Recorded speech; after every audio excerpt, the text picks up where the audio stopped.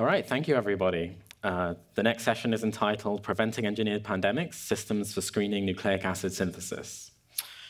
Should you be able to order smallpox DNA in the mail? Biosecurity professionals have argued for almost 20 years that synthesis companies should screen orders so that pathogen and toxin sequences are only sent to people with a real scientific use for them. Now it seems like fears of AI-engineered pandemics may spur governments to make screening mandatory. Our speaker today is Tessa Alexanian. Tessa is working to steer towards nice futures for biotechnology. She's currently working on supporting an international baseline for nucleic acid synthesis screening, which is quite a mouthful, with IBIS, the International Biosecurity and Biosafety Initiative for Science. She's previously worked on modular lab automation, assessing dual-use risks in synthetic biology projects, bioweapons convention compliance, and creating cultures of responsibility. Today, Tessa will discuss why securing nucleic acid synthesis is a biosecurity priority, methods for identifying concerning synthesis orders, and why it's so challenging to implement robust screening systems. As a reminder, if you have questions for the speakers, you can submit them via the Swapcard app, and there will also be office hours in room 208 right after this session. Take it away, Tessa. Thanks so much, Will.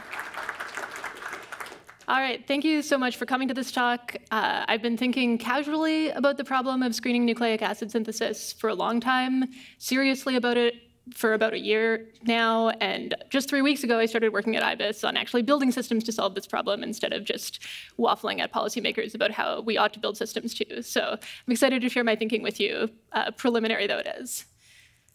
So the first thing I want to do is introduce our protagonist of this talk, which is synthetic nucleic acids. So if you've ever taken a PCR test for COVID, at some point in that process, synthetic nucleic acids were involved. So it might have been as a positive control for the test. It might have been the baseline from which the PCR primers were produced. But diagnostics kind of undersells how fundamental synthetic nucleic acids are to the modern bioeconomy. I used to work at a biotech company just a few kilometers away from here, actually, and pretty much all of the organism engineering we did at some point would have involved ordering DNA in the mail from an external company. We didn't synthesize it ourselves. And that would usually take, between days to, for a really complex order, a few weeks to arrive. More recently, this landscape has changed because now we also have DNA printers available. These are still moderately expensive, but they can produce shorter fragments of DNA in only a few hours. And they're these sort of, dishwasher-sized devices that you can reasonably have in your lab. Okay, this is the question that Will opened the talk with. Should you be able to order smallpox DNA in the mail? So we have these mail-order DNA companies, and at least journalists have shown that you can order smallpox DNA in the mail. So back in 2006, there was a Guardian investigation where a journalist, registered a free website, made up a company name, and had smallpox DNA shipped to them. And so this event about 17 years ago now was kind of the thing that precipitated nearly 2 decades of biosecurity conversations about what we should do to secure nucleic acid synthesis. So again, there's the article. Alltech was an invented company name, shipped it to a house in North London. Now, something that I sometimes find frustrating talking about this issue is that there has been quite slow progress on it. So this is a 2020 Vox article, and the journalist also says someone would ship me 1918 influenza sequences. Now, the situation had changed by 2020, so compared to in 2006, now it's only a few companies will ship it. There's emerging standards for how screening should happen. There's an international consortium that covers the majority, but not all of the market. But I would say, to me, it is frustrating that between 2006 and 2020, we don't get to a point where a journalist can't order sequences from a pretty severe pathogen to their house. And when I was starting to dig into this problem earlier this year, I sometimes just found it very disheartening. I went back and found the first biosecurity report I could read on this issue. It's from 2007, some US policymakers, and they're saying sentences that I felt like I could have still been writing in 2023. So, I'm starting to feel, oh, the progress has been so slow, is this problem solvable? And that's kind of where this introduction would end if I were giving this talk at EA Global 2023. But it's this year, and there has been slow progress on screening, but extremely fast progress on AI. And this has precipitated quite a lot of concern about AI-engineered bioweapons. So in May, we had a report from Helena where they said, OK, we need to secure this digital to physical frontier, and we need to do that with DNA synthesis screening. One I guess, convenient thing about AI biorisk is that for the risks to be realized, your digital designs have to be converted into physical pathogens or biological agents. And so it seems like there's increasing consensus that what we should do about this is at that transition point between the digital to the physical, we should be adding security controls, especially synthesis screening. And this has gained a lot of traction. So in October, President Biden issued an executive order saying, we're going to protect Americans against the risk of AI-engineered biological materials using DNA synthesis screening. Pretty exciting for someone who has been watching this space for a long time. And then even just last week, we have David Baker and George Church, who are two of the world's top synthetic biologists, well, top synthetic biologists, top protein designers, saying, protein design means biosecurity. How are we going to do this? It's with nucleic acid synthesis screening. So compared to how I would be giving this talk to you if it were EA Global 2023, I think I can actually give you what is a fairly hopeful talk about systems for screening nucleic acid synthesis. And I'm feeling at this point, like in about 5 years, we could have most of the major bioeconomies in the world with robust synthesis screening, and that's kind of what I'm trying to build towards. So what are we working towards in this talk? I'm going to talk about a little bit more about why I care about this. I'm going to tell you a little bit about how screening systems work. I'm going to talk about why this problem isn't solved yet, because it's been a frustrating long time. Why has it been so difficult? And then I'm going to end off with what are we aiming for? What are we trying to move towards with this? So back to the why care. Is mail-order smallpox DNA actually scary? Not on its own, right? Like if I had a vial of smallpox DNA on this stage, I could chug it, I would be fine. But you can do scary things with DNA from pathogens. And the two scary things that I want to highlight in particular are viral reconstruction. So this is taking even extinct viruses, stitching together bits of synthetic DNA, and then producing live virus. So this was kind of infamously done in 2017 with horsepox, which is an extinct relative of the smallpox virus. And researchers were able to use DNA that they ordered in the mail, so from a commercial gene synthesis company, and boot up a functional virus. The other thing I worry about is engineered pathogens. So these are two cute ferrets that are perhaps being infected with engineered avian influenza, which is maybe not as cute, but it's been engineered to be able to infect mammals. And there's quite a lot of, this is an experiment that was done back in 2012. There's been a lot of results that have convinced me, at least, that it would be possible to engineer pathogens that are much more transmissible and much more deadly than the pathogens we find in nature. And both viral reconstruction and engineered pathogens are going to depend on synthetic nucleic acids in the same way that all of modern biotechnology depends on them. So that's why I care. That's why it's scary. And what are we aiming to stop, or who are we aiming to stop with our screening systems? The first group that I think it's important to stop are what I'll label doomsday cults. This is a picture of people responding to the sarin gas attack on the Tokyo subway in 1995. This was done by a wacky doomsday cult called Aum Shinrikyo. There are interviews with them from prison. They're living in an extremely scarily altered philosophy that motivated them to try to bring about Armageddon. And in the course of that process, they ran a clandestine chemical weapons program that was successful that led to this attack on the Tokyo subway. But they also ran a secret bioweapons program in which they were not successful, but they had people with graduate degrees in biology working on weaponizing biology. So that convinces me that we should be worrying about doomsday cults. The other groups I would worry about are lone wolves. So this is a picture of one of the bombs that the Unabomber, Ted Kaczynski, put out. And I think that provides us with evidence that people who, he did a bombing campaign for about 17 years, and he had a PhD in mathematics, so I think we have evidence that there are technically sophisticated people who would try to do lone wolf terrorism. We haven't seen as many examples of that with biology, but I think it's something that we should be aiming to stop with these systems. Insider threats, so this is a picture of one of the anthrax letters that was mailed around the US in 2001. Our best guess for who mailed these letters was a researcher at US AMRID. So he was someone working in a high containment lab who had access to these pathogens. And I'm not sure our systems will necessarily catch all insider threats, but I think we should be thinking about that in our threat model. And then lastly, I think This is a picture of Counterculture Labs, a place that is near and dear to my heart, that is quite close to here in Oakland, which is a community science lab doing interesting citizen science. They do genotyping of their kombucha strains, very Bay Area. And I think that's great, and I think they probably shouldn't be able to order smallpox DNA to there either, because they don't have the biosafety for it. So that's the range of things I want you to think about us aiming to stop with DNA synthesis screening. All right, so if that's who we're aiming to stop, then what does screening need to do? Well, as I've said, we need to stop some misuse. And you will notice that I didn't put state bioweapons programs, which we have a lot of historical examples of, on that last slide, because if you have the resources of a state, likely as not, you will just buy a synthesis company, and then you will have synthesis capacity. I think we're making it less convenient for states to do biological weapons with a robust synthesis screening platform, but I don't think we're going to stop them. The other thing that I think is worth keeping in mind if you're someone who advocates for these systems is the idea of building trust in the bioeconomy. As far as I can tell, that's why people have done voluntary synthesis screening so far, is that they believe that it's important to be trustworthy. They believe that it's important to prevent incidents that do harm so that they don't get regulated out of existence. I think people can often be nervous about biotechnology, and many people in the field are aware of that and want to both earnestly and give off the appearance or the optics of being trustworthy.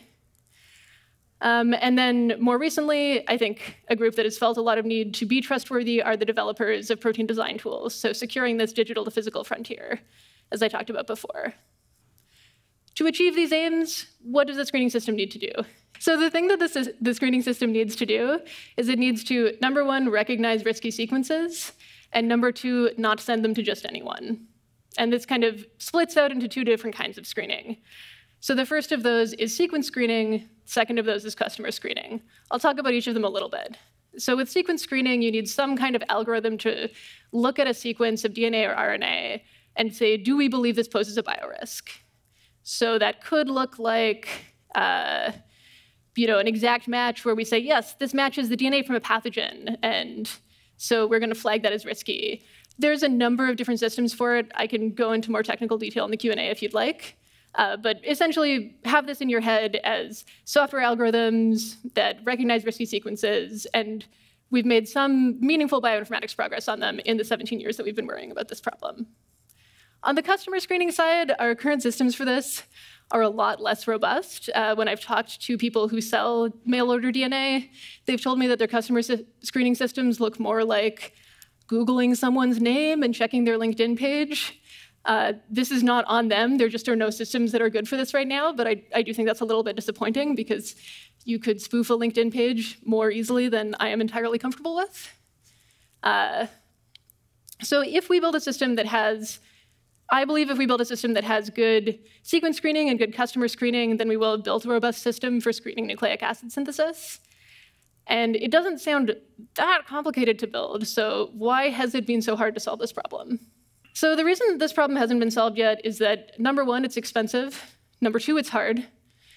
Number three, not everyone thinks it's a big risk. And number four, it's not mandatory, right? So that thing where now a majority of companies have voluntarily chosen to screen their DNA, but a few of them still haven't, that's because there's no policy that requires them to. And I personally believe that until we have strong incentives or even mandates to require them, that's going to be the reality. Now, why don't we, let's work backwards in our theory of change. Why don't we have those incentives and mandates? Well, not everybody thinks it's a big risk. I think we might get this, convincing people on this almost for free with AI. So I've really been focusing my attention on that problem of it's expensive and it's hard. I'll talk to you a bit about why it's expensive these days. So DNA synthesis costs per base pair have gone down exponentially in the past 20 years. Whereas the costs of sequence screening have not gone down, and the costs of customer screening have extremely not gone down. So, if you get your results from your sequence screening algorithm, you're going to need someone with bioinformatics experience to interpret them and say, is this a false positive? What kind of concerns, what kind of biosafety would be needed here? And then with customer screening, again, you're probably paying some very, very advanced professional person to Google somebody's name. So the labor that goes into synthesis screening is very expensive, and it hasn't gotten cheaper, but it has and in fact has gotten relatively much more expensive compared to the cost of the product. All right, next problem. It's hard to identify risky sequences. So, you know, the first approach we took for this was just, let's look at a sequence, let's do our best to align it with all of the genomes that we've already sequenced, and let's see if it is from a pathogen genome. This is not an absurd approach, but taxonomy is not function. So not all genes in pathogens contribute to pathogenicity. There are some very benign genes in even very intense pathogens. There are also some organisms that are not human pathogens, but that certain genes from them could induce pathogenicity in another organism. And an overall problem, a reason this problem is hard to solve is that we don't have robust models of sequence function. So we can't look at a sequence of DNA or RNA and say, oh yeah, this definitely does X or Y. And building that model would also be very dual use, right? If you have a model that can look at a sequence of DNA and say, yes, this is very dangerous, this will induce a lot of pathogenicity, it's not even clear to me that it would be good to build that model, even though it would make synthesis screening much easier. So what we've kind of converged on with this approach to sequence screening is building databases of sequences that we think are concerning, pulling from pathogens, trying to take out the benign DNA, pulling from other bits of genome that are annotated as risky in various other databases, which brings us to the problem of who builds those sequence databases. So the International Gene Synthesis Consortium has a registered pathogens database that they maintain. This is an industry group that covers about 80% of global synthesis capacity. But they don't have a lot of money to update it. They're all volunteers, somewhat disappointingly. You know, the scientific databases of sequences are not really well suited for this problem because you'll have, for example, sequences that are a bunch of Ebola DNA and then a little bit of fluorescent DNA that is, you know, a super common biology tool to glow when you've detected Ebola. And so you don't want to have something tagged as Ebola that you then use in your sequence screening because you see that little bit of fluorescent DNA that somebody's using completely benignly and you're like, oh, I caught some Ebola. Right? So it's actually quite hard to solve this problem of identifying risky sequences. On the customer screening side, it's hard to define who has a legitimate purpose for sequences. So, you know, maybe we don't want to send this really intense pathogen DNA to journalists, but what kind of affiliation do we consider adequate here? Do you need to have research history with the organism you're looking at? What if you're a new grad student who just started in a virology lab, so you don't have any relevant history? What if you are a new company that's trying to develop diagnostics, and so you do only have a kind of sketchy-looking website? You know, it's actually hard to define good enough evidence for this idea of a legitimate use. So is a LinkedIn profile or a website enough evidence? And then one big problem is how to handle international customers. So if someone has amazing documentation that they have all of their biosafety certifications, and it's in a language that no one at your company can read, from a country that you have no familiarity with their biosafety laws, how do you assess whether that is a legitimate use? So this has been a really tough problem. All right, the next problem that I want to talk about. This is the info hazard slide. So it's hard to share threats without leaking recipes for pathogens. I think this is a really hard problem. So I talked about how with sequence screening, we've kind of converged to this idea of having sequence databases of all of the sequences we're concerned about. Who should be able to access those databases? You know, are we just building a set of recipes for how to construct a dangerous pathogen? Also on that, are we leaking recipes question, should you tell customers that a sequence is risky? So if you're a company, you don't want to deny a customer's order without telling them why. If you're a very security-minded person, you don't necessarily want to tell people, yes, you have hit upon this dangerous virulence factor that we've identified, because you don't want someone to just ping your software infinitely and get a recipe for pathogens. Another issue that relates to this is how to share new threats and vulnerabilities. So if you discover some cool way to get around sequence screening, what are you supposed to do with that? Who do you disclose to? There's not one person who's in charge of this. At the moment, it's splintered across, dozens of companies. So there's no real system for sharing vulnerabilities or sharing threats. And it's hard to build a secure one. Just making them public is probably not the right move. Another difficulty, this is again more on the customer screening side, is that it's hard to screen every potential user. So with benchtop devices, that one's a real challenge because you plop the device in somebody's lab and then you have to decide how to tell who is currently standing in front of it. Now, maybe you can give people a YubiKey or something, but I worry that that just means that people are going to tape the most authorized YubiKey to their synthesizer, and then everyone in the lab will just use that. Even aside from the benchtop issues, academics frequently share sequences with each other. So if you're sending a sequence to a virology lab that has amazing records of biosafety, and then they share it with one of their collaborators who has less stellar records of biosafety, how can you possibly trace that? It's actually a very difficult problem for companies. Additionally, what about third parties? So I've talked to someone who works at a custom protein company. So what his company does is they receive orders from customers, and then they make proteins for them. So they are frequently ordering synthetic DNA to make those proteins, but they didn't really design that synthetic DNA. There's sort of this middleman. There's also a number of companies that, for example, might order positive controls for your COVID PCR test and then sell them to many different people. And so how do you, maybe the answer is you just don't give those third parties extremely risky DNA, but it is a difficult question of how to screen every potential user. It's hard to prevent customers from going elsewhere. This is a picture of the distribution of global biofoundries, which are fairly accessible, nonprofit, highly automated labs. As you can see, there's a number in Europe, across North America, across Asia and Oceania. And so, if your country introduces a really great synthesis screening law that's very robust, very secure, how do you ensure that all of the customers of companies based in that country just don't pick up their business and go somewhere with fewer laws and probably at this point cheaper genes, right? So how do you prevent that regulatory arbitrage? I was actually talking with someone earlier today about how that same kind of arbitrage may have happened with gain-of-function research when the US instituted a moratorium. So I think it's a really practical concern. Similarly, within a jurisdiction, how do you prevent venue shopping? So how do you stop one customer from getting rejected from one company and then going to the next, and the next, and then the next until they get to someone whose system has a few holes in it?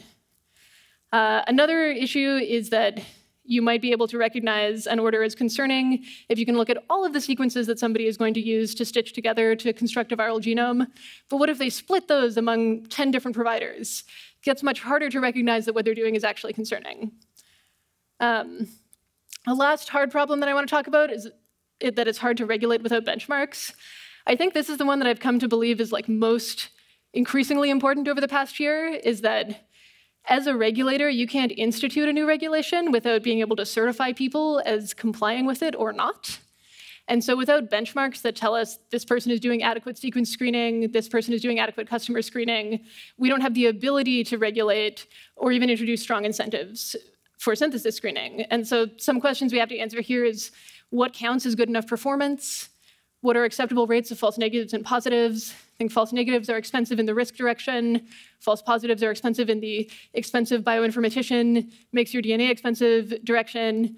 And then again, this sort of database curation problem of how do you figure out what are the true and false positives when we don't exactly know which sequences are risky. We don't have that data. So it's hard to do a bunch of stuff in the area of designing synthesis screening systems. And yet they are being built, right? I said this would be a kind of hopeful talk. So there's this new ecosystem of sequence screening tools that is emerging. I've highlighted a bunch. IBIS's tool and SecureDNA's tool are both funded by EA funders. There's also some commercial tools from ACLID and RTX and Battelle. There's an academic tool called SeqScreen. So, compared to how I'd be giving this talk last year, or especially 5 years ago, there is an ecosystem now. People have built these sequence screening tools. I wish I could tell you that there were also amazing customer screening tools, but there aren't yet. But I think we have emerging standards for what it means to be a legitimate customer. People at SecureDNA and at IBIS have been talking about how do you track that someone has permissions to do things, or how do you get somebody endorsed if they're maybe not at a traditional institution. And we're also seeing emerging information sharing networks. So to handle a lot of those issues that I talked about around database curation, sharing threats, dealing with venue shopping, I think we have to build robust information sharing networks, both among the makers of screening systems and amongst the providers of DNA and RNA. And I think we're getting there. So in terms of where I would like to get, I had fun doing the exercise of, okay, it's 2029, and I get what I want in terms of synthesis screening. What's different? So, along the way, we've had no engineered pandemics. This is the thing that I'm most concerned about, and the reason I want to work on this. So if I've got what I want, we didn't have any in the next 5 years. We've also at this point got really robust security for risky nucleic acids, and we've got broadened access for most people. So again, I really want people in those citizen science labs to be able to do their fun kombucha genomics, and I really don't want them to be able to order Ebola. So what do I think would need to happen to get here in the next 5 years? Well, on the policy side, I think we would need mandates or strong incentives in the world's major bioeconomies. So thinking here, USA, maybe UK, China, EU, India. I think we could get there in 5 years. I think it's feeling possible. I would like these mandates and incentives to be accompanied by auditing against standards. So, both benchtop and mail order companies should be certified against some real standard and audited regularly to see if they're complying with it. Otherwise, the mandates and incentives don't mean that much. And lastly, I don't think we're going to get synthesis screening in the entire world in 5 years, but I think we could have internationally recognized best practices that other countries can adopt voluntarily. And I would really like these best practices not only to be for sequence screening, but also customer and follow-up screening. All right, policy side. Tech side. I would like rapid updates for sequence screening tools, so I'd like all of the ones that are complying with those international best practices and those national or regional certifications to be pulling from secure databases of sequences of concern. I think there's actually some quite hard cryptography problems and international collaboration problems embedded in this want, but I think we could get there in 5 years. I'd also like tools to check legitimacy of use, so I would like customers to be able to be reliably certified for risky sequences and for us to not send risky sequences to people who are not certified using some system. Whether this is, attached to your ORC ID, which is a voluntary ID used by a lot of scientists, whether, there is a public key certificate. I don't exactly know what shape this is going to take, but I would like a tool to quickly check if this person is authorized to use this kind of sequence. And then lastly, record keeping and info sharing. So I think we need to build infrastructure that allows both benchtop and mail order DNA and RNA to be recorded so that if there is a biological attack, we can attribute it. And then I think we need a way to pool data among providers so we can catch that venue shopping and that idea of splitting orders among providers. It's a tall order. It's a lot to do in 5 years. I think you could help us get there if you want to. So if you want to work on this problem, the things I think you can do, you can advocate for those mandates and incentives. I think that advocacy can be effective to policymakers, but not only to policymakers. I think advocating to companies and advocating to technology communities is also important. So the fact that we're seeing a lot of people in the AI bio community now ask for broader synthesis screening to secure that, I think it actually holds a lot of water with policymakers. So I think you could spread your advocacy among those communities. The next thing I would like to see is the development of tools and standards for all of sequence screening, know your customer, and information sharing. Crunchy tech problems in here, difficult consensus building, lots of work to do.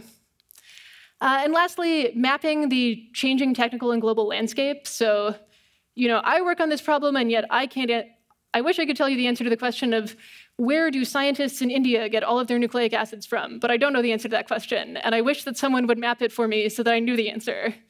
I also think there are emerging technical challenges around how AI and especially novel design of proteins is going to affect sequence screening. So I think mapping those changes in technology and those changes in access to biotechnology and how that affects synthesis screening would be very helpful. Okay, going back to 5 years in the future, when I think about getting to a good biofuture, which is really the reason I think we should secure all of this, is so that we can have the awesome parts of biotechnology. This is a timeline of vaccine development. I get very excited about that thing. We could just eliminate a lot of major infectious diseases if we buy ourselves the time of not having horrible engineered pandemics in the meantime. I also like the weirder biology. This is someone harvesting blood from a horseshoe crab, which is actually used to test the purity of a lot of medicines. And there have been people working on producing this with synthetic biology so that we don't have to bleed out a bunch of crabs. I think that's really cool. I want stuff like that. This is a photo of some excited people from iGEM, which is an international synthetic biology competition that I'm a big fan of. I used to work there. I just think letting people access the joy of biology is also worth fighting for. And lastly, I want a cool solar punk future. I want to, live in harmony with nature, cultivate all sorts of things, just build really interesting things, build good biofutures. And I think right now what feels like the best way for me to work on that is preventing engineered pandemics through systems for screening nucleic acid synthesis. Thanks for your time.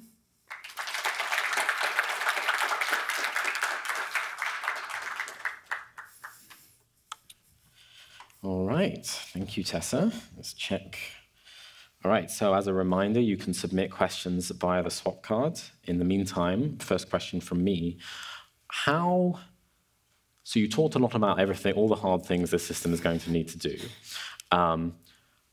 How centralized does this need to be? So like, I think there are people who think that you just need one, the one synthesis screening system to rule them all, and that everyone should, we should try pretty hard to create a single standard that everyone can get behind. Do you agree with that? And if not, like, how are you going to solve the problems that lack of centralization causes? Yeah, I don't know if we're going to get to a world where there's a single tool that everyone uses, just because I don't see a lot of examples of that in technology governance so far in the world. We could build out an ISO standard. Those do tend to be adopted pretty broadly, but those usually aren't specific on the level that would get us to, a truly uniform synthesis screening. I think it could be good for articulating a baseline.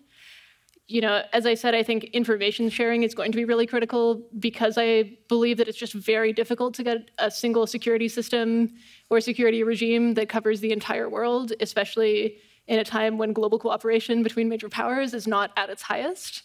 I know both IBIS and SecurityNA, which are two of the groups working on these tools, and I work for IBIS as of 3 weeks ago, so please don't believe I entirely speak for them. But both of us have been trying to collaborate at least with researchers in both the US, the EU, and China. So that feels like a start. But yeah, I think for me, I would like there to be centralized reporting systems for vulnerabilities and for novel threats, but I'm not as optimistic about building a centralized screening system. I think that there are going to be people who want to build their own, and some of that feels like almost a matter of national sovereignty, where I want to let people be able to do that. How high does the bar need to be for like the first generation of like actually less human in the loop screening systems, like especially on benchtops, for example? Like, are we looking at a world where we sort of need to get it right first time because then we're going to be locked into whatever's installed on all the benchtops, or is there more opportunity to like learn from mistakes? I wish I had a perfect answer to that, because I've heard very smart people argue that we're in a narrow policy window with the AI stuff right now, and we need to get to what feels like an adequate system to deal with even pretty extreme threats where people are perhaps sophisticated bad actors trying to get around basic synthesis screening. So I've seen that argument, and then I've seen other people say, no, what we need to do is build a consensus and build a baseline, and then once we have that infrastructure in place, we'll be able to build on it and make it better. I think right now we have a bit of the saving grace with the benchtops is that they all require proprietary reagents from the manufacturers. So it's still pretty easy to track if people are using them, where they're using them, not necessarily what they're using them for. But I think there's an opportunity to do a fair bit of ongoing customer screening with the benchtops. And some of my feeling is that what we need to do is build a minimum kind of hardware, firmware, cybersecurity standard into the benchtops so that we have the potential to require them to update their screening software as we make it better. And have some tamper-evident protections so that if people are circumventing the screening software, the machine doesn't cooperate with them. And I think that's what I personally feel more optimistic, as opposed to, people sometimes talk about it as how high should you build the fence. And right now, just to be clear, there is no fence. There's a few people who have built nice fences and a few people who have built very ramshackle fences, and then lots of companies that do no screening whatsoever. So, do you build a short little fence and cover everybody, or do you try to advocate on the first run for a good enough fence that it's really hard to jump over? I wish I had a clear answer on that question. I maybe dispositionally lean towards the more like smiley consensus build and then gradually build up the fence, but I feel like I could be wrong about that. So you said like the IGSC, 80+% of global sequencing capacity already does some kind of screening. What do they want to see? So one thing I've heard from folks at the IGSC is that they would also love to see these standards, because right now they're expending a lot of effort deciding what to screen for. And the lack of standards and benchmarks means that they're making potentially critical decisions that are not really central to their business about biological risk. And so it's not that common that you encounter an industry that says, please regulate us more. But that's certainly something I've heard from members of the IGSC, where they say, okay, the US government has this voluntary guidance. It would be nice if they would actually just tell us what to do, and then we can justify it to our customers, saying, yeah, your cost is about to increase because we're required to do this, instead of the most security-minded people being kind of commercially penalized, which is the reality right now. What is IBIS doing? Yeah, so IBIS is a about-to-be independent Switzerland-based organization. I think we're seeing our role as holding tools and standards that for biosecurity and biosafety that belong in an international context and require a lot of international consensus building. Our first offering is this common mechanism for nucleic acid synthesis screening. So that's going to comprise both a sequence screening mechanism and a customer screening mechanism. We're thinking of that as more of the baseline capability, the low but feasible fence, as opposed to the highly secure capability. And I think we're about to move from a closed beta into some debate about whether it'll be a public beta or a full open source release, but we're aiming for the open source release in the near term. So I think the presentation involved, there was a lot of here's a lot of reasons this is hard. Do you have any preliminary thoughts or answers as to, for example, what a good know your customer system might look like here? So the industry that has the most intense requirements for know your customer systems is the financial services industry. And there are some things we could adopt from that industry in terms of just identity verification. If you want to ask people to submit a government-issued ID, we have good third-party software that's not that expensive that can verify that. Some things that we can't port over from there, some of it is sensitivity of transactions. This also shows up in pooling customer data where, when I worked at the biotech company near here, there was a client whose microbes we were working on who literally escorted them in a briefcase with bodyguards to us because the IP contained in the genome of the microbe was so valuable. So I think that does somewhat limit some of our ability to adopt things directly from financial services. Not that there isn't a lot of sensitivity there, but I would say, the IP contained in individual sequence transactions is even higher than the private information contained in individual financial transactions. Again, there's also this idea of tiered legitimacy, where we can borrow a little bit from some existing identity verification standards. NIST has a standard 863 on digital identity verification, where it says, for example, you should do a risk assessment, and then you should look at, do you need to verify somebody's address to the point where you send them a piece of mail? Only if you're risk level 3. So I think there's things we can learn from that, and I think that some of these judgments about scientific legitimacy and scientific affiliation are a special complexity to deal with in this context. How should screening systems deal with, so currently screening is done entirely on known scary pathogens, like Ebola. You shouldn't be able to order Ebola, you shouldn't be able to order smallpox. There's basically nothing on genuinely novel engineered threats.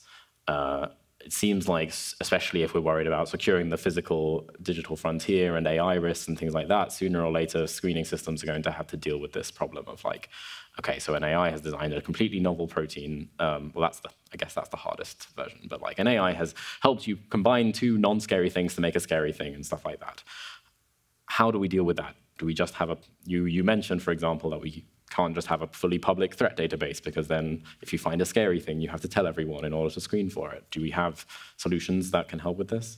Yeah, so technical solution side, for the completely novel, this is unlike any biology we've ever seen before.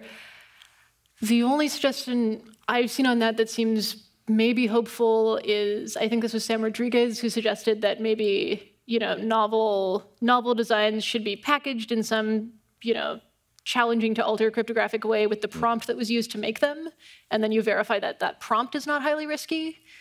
I really don't know how difficult that kind of system would be to circumvent, but I think it's something we could start thinking about. For the slightly easier case you mentioned, where you're combining two things that have never been combined before, One thing I think we're going to have to do in the quite near term is move from a purely sequence homology to a structural homology. There are a number of protein structure search tools that people have been working on, like FoldSeq, for example, that I think are going to need to be incorporated into these sequence screening tools quite soon. So that's the tech side. On the policy side, I know I keep harping about information sharing networks, but I think having a place where you can do a coordinated vulnerability disclosure to all of the major synthesis screening providers and to the members of the IGSC would be very helpful. All right. Thank you very much, Tessa. Yeah, thank you both.